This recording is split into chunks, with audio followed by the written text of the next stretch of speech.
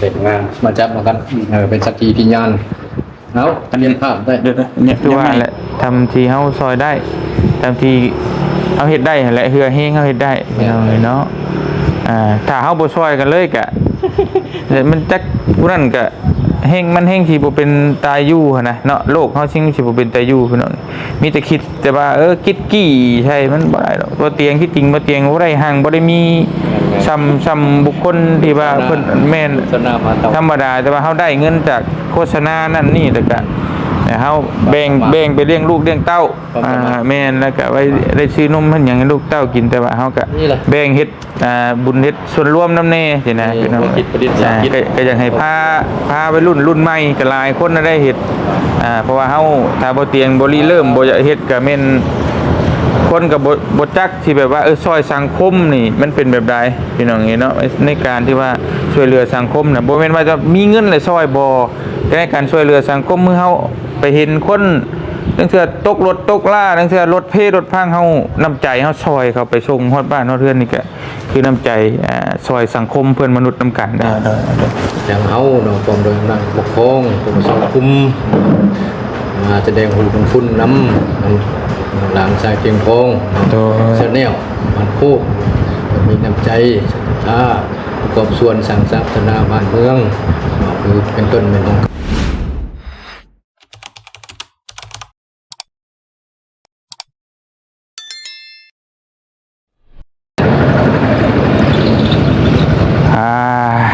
พี่น้องเลยวันนี้เราก็มาอยู่กองบัญชาการเนาะปกส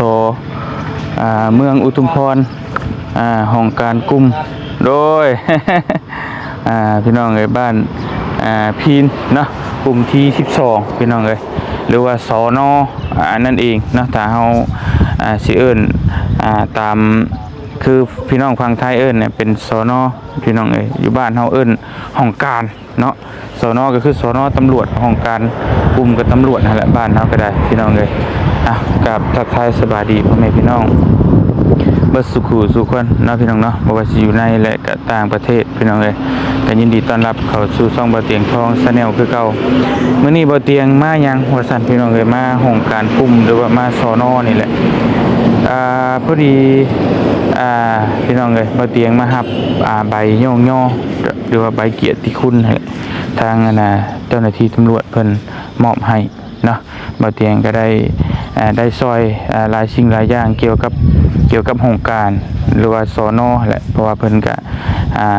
ต่อเติมออกมานี่แหละพี่น้องเนาะต่อเติมออกมาให้มันใหญ่แล้วก็ให้มันซ่อมแปลงแน่ก็ว่าได้บ่เตียงก็ซอยปูนซอยบล็อกซอยพวก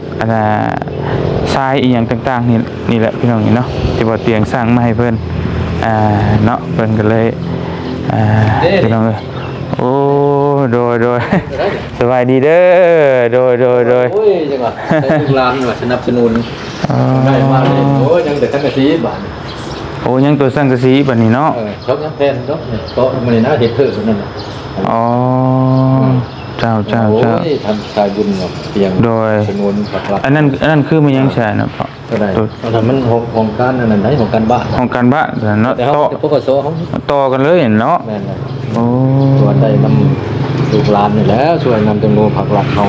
โดยเฮาก็บ่มีงบประมาณบ่ใช้เงินชานทำกิจการเฮาโดยคนแม่คนนี้สิได้โดยสร้างชาติพัฒนาอะไรแต่ครับคนโหพันเวลามาแจ้งขอบแจ้งความเวลานั่นนี่เนาะมันขับแคบสบายดีได้เด้อโดยนี่ก็อาศัยทั้งบ้านได้นี่สนุนแต่ละน้อยไปบ่เตียงมารอบก่อนนั่นตัวนี้บ่มีแต่ทางนี้บ่นี่วางนั่นอ๋อเจ้ามาพี่น่ะโดยว่าบ่ลืมบุญคุ้มผักรัดคนโอ้ยส่งเสริมว่าได้ว่ะได้ก็อาศัยพื้นฐานพุ่นโดยก็สนุนทั้งถึงคนก็งบประมาณก็บ่เพียงพอโดยเป็นลานเป็นบ้านเมืองใช้ลูกหลานนั่นแหละซอยกันเนาะเฮ็ดจังได๋พี่น้องเอ้ยผู้พึงทางใจมีงานก็ได้ผูกพันโดยแขกบ้านแขกเมืองมาได้มาผูกพันการบริการก็ได้ไปส่วนมีความสงบสุขโดยพื้นฐานโดย พี่น้องจะให้ทั้งพ่อเพิ่นอันแนะนำชื่อแล้วก็อันนี้เนี่ยเนาะอยู่ พันธุ์สุริวรเออ ทานพันโทสุริวรเนาะพี่น้องเนาะ ของปกสกลุ่มบ้าน โดย จีน โดยประจำการอยู่นี้เนาะพี่น้อง แห้งจิตน้ำใจคุณ โดย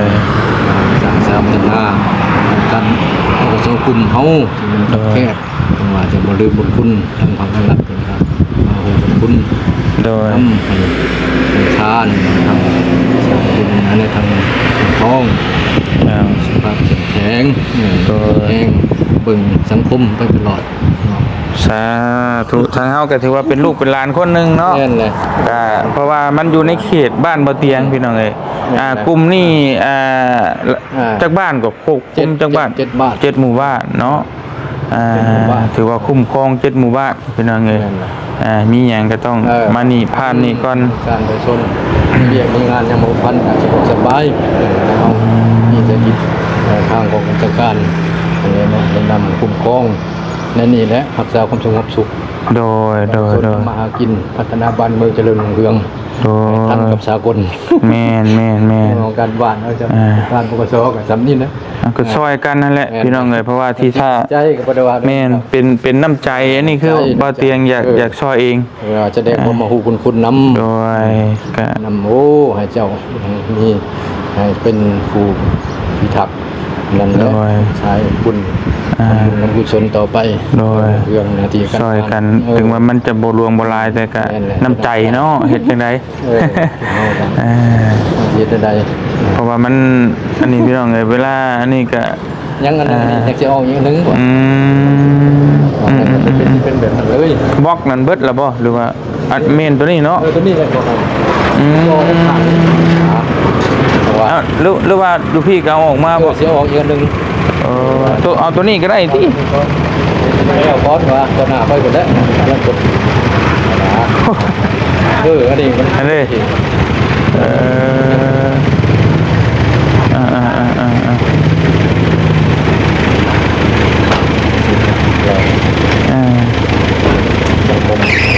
เพราะว่าโอ้ยมันหลักผู้คนนำเดี๋ยวเอ้ย โดย ก็ใส่คน โดย คือส่วนเรือ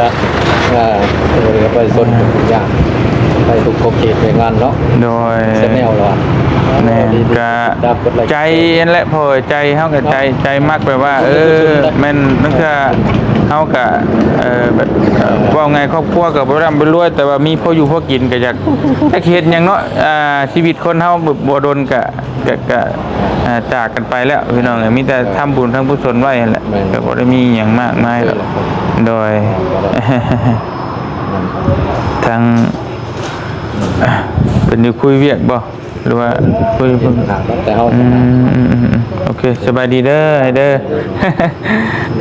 3-4 คน โดยยันว่าขัดจังหวะเพิ่น บ่ โอ้ยัง หลังคา หลังคาเนาะ นี่เป็นพันดิโอ้ย 4-5 แผ่นทุกงานกันแล้ว สบายดีพ่อโดย ได้เคยมันจะ น้ำพอดีไปเอาคนละว่า เพิ่นนั่นละว่า ผมโอ้ยเมาร้อน โอ้ย ปืนหลวง ร้อน ตัวคือตัวยาแหละเดี๋ยวนี้เนาะอันตราย พี่น้องนี่จักสิแก้แนั่นใด โอเคไปเรื่อยๆบ่ชินซึ ขนาดว่ามีเจ้าหน้าที่ควบคุมอยู่ได้นี่พี่น้องถ้าบ่อันนี้แฮงสิยากแหละโอ้ย โอ้ดีใจได้ดีใจ โดย การชมเชยโอ้ดีใจแล้วว่าได้สวย กันจะตา โดยเฮาก็ คุณไว้ ซอยแนะนำลูกหลานเนาะ แม่นแหละ ซอย การละกา พี่น้อง พี่น้องก็พลเมืองดี โดยแม่น จากช่วยเหลือสังคม คือ เดียวกันหั่นแหละ แม่นคือพี่น้องเอ้ยก็ซอยกันคนละเล็กคนละน้อยถ้าสิไปรอแต่ รอแต่ บางเทื่อคันถึงเทื่องบเพิ่นบ่ทันเนาะเพิ่นก็ว่าอยู่งบมันบ่เพียงพอบางเทื่อเพิ่นกระจายลงแต่หมู่บ้านก็งบมัน โอ้แม่ ผู้เล็กผู้น้อยเนาะมันก็บ่พอสิว่าให้มันจวดจ้านนะพี่น้องก็มีแต่ลูกหลานเท่านั้นแหละซอยกันเอง จับนี่เชียวลง บ่แล้วยังคนยังสัมผัสเพิ่น โดยหรือว่าคราวนั้นก็ให้เพิ่นมาถ่ายรูปนำกันเนาะประมาณนั้น ยังสิเชิญดอกอะไรกัน โดยพี่น้องเอ้ยมีแต่ อันนี้มีแมทแท็กบ่เดี๋ยวเขาสิซื้อมาให้เอ้ยพอกระเทินแท้หรือว่า มันยังสิส่งน้ำลังดอกบอก มัน เสี สี่ ยง เมตรเตียงเลย เตียง ฮะ ยังสิเขียนน้ำลังสิส่งมารายการ พี่น้องกัน 4 เมตร 3 เพราะว่าอันนี้มัน เอแล้วทำ แล้ว เพราะว่า มันสิแป้งใหม่เนาะ เทแล้วแต่ฝนตกมาใช่นั่นเนาะ โอ้ยยังสิมักก็ยังอยู่ อืม สิมังจะเอาให้ยังอยู่นั่งสิเฮ็ดน้ำใหม่ขึ้นเนาะแล้วเฮามีตะกอเลยก็ใส่อันนี้นะใส่ระเบียงนี่บอนรวมนี่ จิก่อขึ้นนี่นี่เนาะ ก่อพาดิก่อพานี้แมวผมกบใจ อืม เป็นงานมาแล้ว แล้วมีงานอะไรจะรวมอยู่นี้มีงานก็จอกอยู่ห่างสิ่งอะไรแล้ว กระปุตี้แหละจะอัดพดเนาะ พี่น้องบ้านเฮาแลซอย ใช้ กัน ลูกสลาดได้แล้วกลับหลังประมาณ เลยเข้าใจอยู่พี่น้องเลยเฮาก็เข้าใจอยู่ดอกว่าเฮาเพราะว่าน้ำจิตน้ำใจเฮาจะช่วยกันเองเนาะในน้ำลูกในน้ำหลาน แม่น งานตะแซงไหน อืม ของเขาปกสต่างหากเพื่อนมาหา ต่อกันเลยเนาะถือว่ามองนี่มันดินร่วมนะใครว่าแล้วบ่ เป็นบ้าน โอ้ สถานที่ เป็นย้ายเด็กบนห้องพักห้องยัง โอ้ มีทางที่ ถือว่ามีอย่างเขตนี่มันมาร่วมนี่เบิดเนาะ แม่น ตะแซง อืมโอ้ 10 บาทขึ้นกับแบบ โดย แต่ว่าได้ใบหน้าใหม่ก็แน่ว่ะมันก็คือเนี่ยเนาะ โดย มาแล้วก็เฮ็ดห้องสืบสวนสอบสวนอยู่นี้ อืม เวลามีเวียกคือแบบนี้เลยคอมพิวเตอร์อยู่นี้เอามาออกหมด จะเอาอันนี้เป็นห้องนึงรถนี่เนาะ ห้องสอบนี่ห้องส อื อบ ม เวลาน่ะมีก็เอามาเป็นนี่เอาเข้านี่ก่อน โอเค ตัวนั้นน่ะเป็นเฮ็ดล่วงเลย แม่นแหละ อืม บ่รวมอันนั้นบ่นอนประจำการ24ชั่วโมง โดย ได้ตัวนี้มันสมบูรณ์เลยนะบัดแล้ว อืม เอา ค่อยเป็นค่อยไปแล้วเนาะเพราะว่าทาง น้ำเจน้ำใจ ทางบ่เตียงก็ซอยน้ำจิตน้ำใจก็บ่ลวงบ่ลายดอกเล็กๆน้อยๆซอยกันตื้มกันเทื่อเล็กเทื่อน้อยพี่น้องเลยเนาะทางเฮาก็ถือว่าซอยกันในนามในลูกหลาน แนะนำนั่นแล้วคันเทิงบอกว่าสมือชมเชยโอ้คนเราโอ้ดีเด้อคนเรา โดย สนับสนุนคนลูกหลานบ้านเฮานี่ประมาณ ก็ ผักสลัด โดยก็ซอยซ้ำที่ซอยได้ แน่นบ่ได้บาง โดย ครับ แม่นซอยซ้ำที่เฮาซอยได้ซ้ำใดก็เพิ่นบ่ได้ว่าพี่น้องนี่น้ำใจบ่เตียงอยากซอยเองคือกันกับถนนหนทางนั่นแหละเนาะในบ้านเฮามันมีหลายอย่างได้พี่น้องเอ้ยสร้างวัดว่าลามเฮ็ดถนนหนทางในได้ทางก็เฮ็ดบ้านคนกรีด เนาะ โดย ใต้คนนึงครับผม แม่นหากเฮาขึ้นมาแต่เซกอง โอ้ โดยก็ลงไปพุ่นแล้วก็ทางอยู่พุ่นในหน้ากายนี่ก็ เนาะที่ห้องต้องการเนาะ แม่นอยู่แข่งขมวนก็นี่แหละเพิ่นอันเฮ็ดใบย่องโยให้อยู่แต่ท่านได้ไปเอาปีนึงเลย ทางเจ้าเมืองเพิ่นอยู่เมืองหน้ากายแข่งขมวนพุ่นแหละไปซอยโรงเรียนตั้งแต่ปีที่แล้ว แต่บ่มีเวลาไปเอาพี่น้องเอ้ยนี่แหละก็ช่วยไปคือว่าแหละทำที่เฮาซอยได้ทำที่เฮาเฮ็ดได้แหละเฮือเฮงเฮาเฮ็ดได้พี่น้องเอ้ยเนาะถ้าเฮาบ่ช่วยกันเลยก็ มันจักผู้นั้นก็เฮงมันเฮงสิบ่เป็นตายอยู่หั่นนะเนาะโลกเฮาสิบ่เป็นตายอยู่พี่น้องมีแต่คิดแต่ว่าคิดกี้ใช่มันบ่ได้ดอกบ่เตียงที่จริงบ่เตียงบ่ได้ห่างบ่ได้มีซ้ำบุคคลที่ว่าเพิ่นแม่น สนามาเตา ธรรมดาแต่ว่าเฮาได้เงินจากโฆษณานั่นนี่แต่ก็เฮาแบ่งไปเลี้ยงลูกเลี้ยงเต้าแม่นแล้วก็ไว้ได้ซื้อนมเพิ่นหยังให้ลูกเต้ากินแต่ว่าเฮาก็แบ่งเฮ็ดบุญเฮ็ดส่วนรวมนำแน่สินะพี่น้อง คิดประดิษฐ์สร้าง โดย สร้างคิด ก็อยากให้พาไปรุ่นใหม่ก็หลายคนน่ะได้เฮ็ดเพราะว่าเฮาถ้าบ่เตียงบ่ริเริ่มบ่อยากเฮ็ดก็แม่นคนก็บ่จักที่แบบว่าซอยสังคมนี่มันเป็นแบบใดพี่น้องเนาะในการที่ว่าช่วยเหลือสังคมน่ะบ่แม่นว่าจะมีเงินเลยซอยบ่แต่ในการช่วยเหลือสังคมเมื่อเฮาไปเห็นคนตั้งเทื่อตกรถตกล่าตั้งเทื่อรถเพรถพังเฮาน้ำใจเฮาซอยเขาไปส่งฮอดบ้านฮอดเรือนนี่ก็คือน้ำใจซอยสังคมเพื่อนมนุษย์นํกันได้ คนลาวบ่ทิ่มกัน แม่นเว้นว่าโดยอันนี้คือ เจ้าผู้ฮัน นี่คือเฮากับปลุกระดมแบบให้แบบว่าปลูกฝังให้มีจิตสำนึกนะใน ด้วยครับสลัด แม่น ยังยืนยง ซอย ตัว กั นั้น น โดย ตรงนี้ พ ช่วยกันเบิด ล่มสลายไว้ในตู้ แม่นต่างคนต่างบ่จักช่วยกันแฮงแล้วแหละพี่น้องเอ้ย เนี่ย ไปใส่ตัวกับเพิ่นพักเที่ยงเราโดยพี่น้องเนาะ มาสิก่อนพี่เจ้ามาสิก่อนมาเรียนมาเลยครับมานี่ก็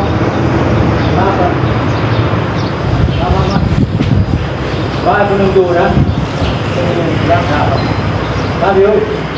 มาก่อนมาหมดกันมาผมว่าเข้าใจมา เพิ่นกำลังเฮ็ดเวียกกำลังจับคนมาอยู่เพิ่นจับคนมานี่แหละมันก็สิมีทุกมื้อเวลาน่ะทางคนเฮ็ดผิดในคดีลักแล้วก็อันนี้ก็คือว่าเสพยาแล้วก็เมาตีอัละวาดสมปินะอันนี้สิเป็นสุขศาลาอยู่ทางบ้านนั่นแหละแต่อยู่ฝั่งไทยก็ชื่ออนามัยพี่น้องนี่เนาะนี่ก็รวมกันเลยพี่น้องนี่เนาะ นี่การจะจ้างอะไรบ้าง โดย ผมลดเลยเรียกทันทีนะ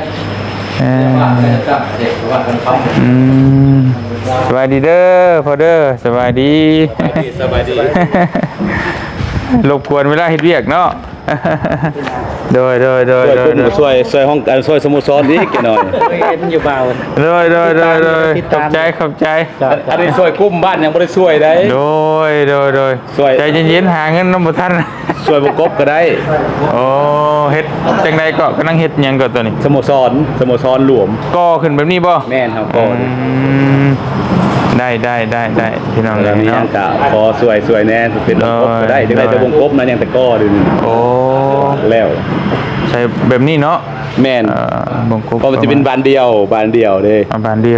เม็ดสาวนะ โอเค ได้วงหนึ่งช่องวงกับว่ากัน ได้แต่จะไปหาขอเข่าถ้าพ่อขายก่อน เดี๋ยวเข้า ไปยอเด้อพี่น้องมานั่งน้ำกันพี่ก็ได้เพราะนั่งน้ำกันพี่ก็โอเค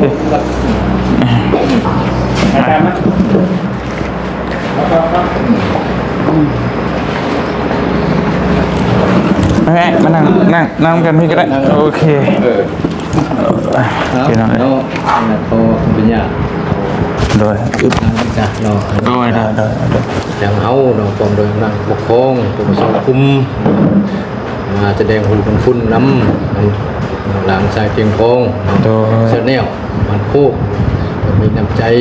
ถ้าประกอบส่วนสังสรรค์นาบ้านเมืองคือเป็นต้นเป็นของการบ้านตรงนี้จะได้มูลค่ากันหลายเติบ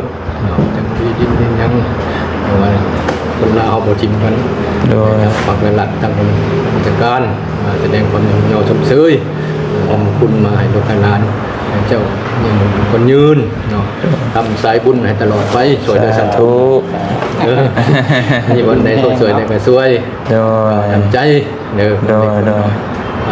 ให้นะโยนตามสายก็ได้มีอย่างเพื่อให้สังคมเฮาความสุขความเจริญเนาะสังสรรค์เป็นจากการคุมบ้านนี้ผ่านมากับแค่การใช้น้ำใจจากพ่อแม่บ้านสุดบ้านเนาะผู้บริษัทห้างต่างๆเนาะมันมาประกอบเล็กน้อยจะได้สำนีอย่างใหญ่ๆเติมอีกเนาะต่อไปนะคือใส่เศรษฐกิจครอบครัวทางเขากับผมนี่ยังขอชมเชยเลยผู้คุณนำอะไรเสียมอบเป็นทางการเลยที่แล้วยืนแล้วมายืนมาบ้านนี่ได้ข้างลงนะตลาดเราไม่ได้เขาโตแบบนั้นบ้านมานี่ ไอ้ข้าเด็กมาจับมากันเป็นสักขีพยานแล้วอันนี้ภาพได้ เดี๋ยวเนี่ยไม่ก็ได้เพราะจะให้แบบยืนเที่ยงกันให้มันโอเคมันงามนะให้มันงามนิดนึงเด็กจับได้ยังไม่โอเคได้แล้วใจละลายโดยสมมติกับใจกันเด้อโดยนั่งกินน้ำเพราะฉะนั้นโดย ขออนุญาตเด้อสิไปเฮ็ดเวียกนั่นก่อน สอบอีกบัวงานเลยเพื่อซีแล้วแต่ละ กินข้าวเสียเวียกนั่นก่อนนั่งกับ โอเคโอเคโดย มียังกันเร็วๆมึงซอยไหน โดย ทำอะไรกับบริไก่กันได้กับตะดองกันได้ โดย ฮู้บ่ค่อย โอ้โหจะเป็นยังอยู่โอ้โหไอ้อันน่ะพี่น้องไงเป็นพี่น้องกันกับอันน่ะไอ้สีหรือไอ้ทงมีนั่นแหละนั่นแหละเอ้ย กว่าการเอ้ยเมียเอ้ยเราหั่นแหละเมียค่อย แม่แต่ว่าบ่ได้ ได้วงกบนี่มันมีนี่1มี1 2 3 4 5 6 2 อันน่ะเม็ดเช่าป่ะ แม่น อ๋อเม็ดเช่าอัน ปองเดียวปองเดียวแม่นสาว เป็นปองเดียวเลยหรือว่าอันน่ะหรือว่าสอง บ่เป็นคู่ปองเดียว ปองเดียว แม่น อ๋อ ลบซอยบาซีซอยแน่ เอาบานเดียวเลยเนาะ แม่น บานเดียวเลย แม่น โอเคพี่น้อง ลมเรือน เดี๋ยว บาซีซอยแน่ ได้เพิ่นบ่ได้มาบ่ใช่ช่วงนี้ คนที่บ่ได้มา โอ้อ่า เฮ็ดสโมสรบนเตารวมบนสนอะไรกระป้อมเดียวกันกาทึนนึงกาเจ้าแพงช่วยพร้อมกันกับมันโคกกันเด้ก็ค่อยแหละคอมาจะได้ช่วยกัน โดยเอาเดี๋ยวสิพยายามเนาะเบิ่งเด้อพอเด้อโดยโดยใจ ไว้ ใจละลาย โดย เด้อทำขอไป ไปพี่น้องเลยกลับก่อนบัดนี้โอ้ยเนาะเป็นกะพี่น้องเลยเนาะเรื่องมาเตียงก็คุยเวียกคุยงานเป็นทีเรียบร้อยพี่น้องเลยก็ได้นี่แหละซื้อบล็อกซื้อเฮไซแล้วก็มาต่อเติมมันห้องการให้เพิ่นหรือว่าซอนอแหละก็พี่ว่าอยู่ฝั่งไทยก็ได้พี่น้องเลยแต่เนาะคือทางพอเพิ่นแบบว่าเตียงในน้ำพอแต่ว่าในยศเพิ่นก็ในพันผู้ใดพี่น้องนี่เนาะก็บ่เป็นธรรมดาแต่ว่าในนามที่ว่าเอาแบบเก็บเป็นกันเองหั่นน่ะเนาะเเฒ่าพ่อหรือตู้พ่อหั่นแหละเนาะพี่น้องเพิ่นก็บ่ได้ถือหยังมากมายดอกก็ธรรมดาในพลในพันอยู่แต่ว่าเพิ่นก็ธรรมดาพี่น้องเนาะแล้วก็เพิ่นมอบใบเกียรติคุณให้บ่เตียงพี่น้องเอ้ยในเนื่องที่ว่าในทำความดีนั่นแหละเนาะเพิ่นให้เฮาก็รับไว้พี่น้องเอ้ยก็ได้หลายอันแล้วจังจะเป็นสายบุญมากเนาะจะได้ก็ขอบคุณขอบใจหลายๆเนาะทางไอ้หรือว่าทางพ่อเพิ่นพี่น้องเอ้ยนี่แหละเพิ่นก็อยู่ในของการกลุ่มหรือว่าสนเนาะอันนั้นก็เป็นของการบ้านหม่องร่วมศาลารวมบ้านนะครับดูร่วมนี่เบิดแล้วทั้งพุ่นก็เป็นสุขศาลาหรือว่าเป็นอนามัยอยู่ทางฝั่งไทยก็ได้พี่น้องเอ้ยเนาะประมาณนั้นแหละบ่เตียงก็มีบ่หลายเงินเดือน YouTube ออกก็ซื้อซอยเพิ่นเล็กๆน้อยๆก็ยังบ่แล้วจำได้หลังคาเพิ่นก็ยังบ่มีแต่ก็เดือนใหม่เฮาก็ซอยไปอีกซอยเฮ็ดวัดแน่ซอยทางแน่ซอยหยังซอยไปเบิดนั่นแหละเท่าที่เฮาซอยได้พี่น้องเอ้ยแต่สุดแต่วันบ่มีเงินได้เงินเดือนบ่หลายอยากถึกเลขอยู่จัก100ล้านเนาะที่จะได้ซอยได้หลายพี่น้องเอ้ยอันนี้ก็บ่ให้เว้ากันบ่ให้ดราม่ากันเนาะบ่เตียงอยากซอยด้วยจิตด้วยใจเองเนาะบางทีFC เพิ่นอาจจะบ่เข้าใจว่าคือภาครัฐก็บ่ช่วยภาครัฐเพิ่นก็ช่วยเฮ็ดตัวทางในหั่นแต่ว่าเฮาอยากต่อเติมมาทางนอกเพิ่นผู้เพิ่นอยู่ผู้เพิ่นประจำการอยู่นี่นะเพิ่นก็มันอยากได้มาตื่มแล้วก็แปลว่าเวลาคนมาแจ้งความแจ้งหยังมันก็บ่เพียงพอเพิ่นก็อยากได้มาออกมาอีกนั่นน่ะประมาณนั้นเฮาก็ช่วยด้วยใจโดยที่บ่ได้มีหยังแอบแฝงอีหยังพี่น้องเนาะในนามที่ว่าอยากช่วยคือบ่เตียงช่วยเฮ็ดถนนหนทางอยู่บ้านนั่นก็ช่วยด้วยใจนั่นก็มูลค่าก็หลายเติบพี่น้องเนาะ10กว่าล้านเป็นเงินไทยก็20,000กว่าบาทอันนี้ก็บ่ได้แพงปานใดประมาณตีใช่ประมาณเกือบหมื่นบ่ฮอดบ่หมื่นมัน6ล้านนี่ก็บ่ฮอดหมื่นซับเนาะประมาณ 9,000 บาทนี่แหละก็ซอยเงินเดือน YouTube บ่เตียงออกก็ซอยเพิ่นเนาะบัดได้เดือนหน้าใหม่อีกก็ซอยกันอีกนะเป็นน้ำใจซะพี่น้องเนาะก็บ่ให้ว่ากันคือเพิ่นว่าแหละทางขันเทิงหรือว่าภาครัฐเพิ่นก็บอกแล้วว่างบมันบ่เพียงบ่พองบบ่หลวงบ่หลายในนามประชาชนเฮานี่ก็ซอยกันเอง